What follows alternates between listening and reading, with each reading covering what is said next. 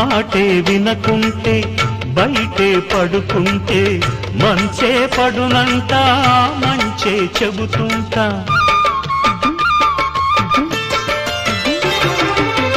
అమ్మో మగవారు అన్నిట తగువారు హత్తే మరిచేరు చాలిక ఆజోరు కోపం తీరాలంట పాపం తగ్గాలంట తాపం తగ్గాలంటే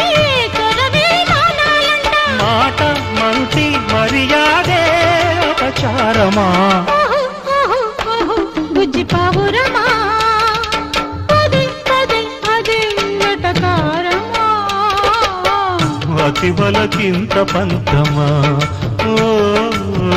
అలకలు వారి సొంతమా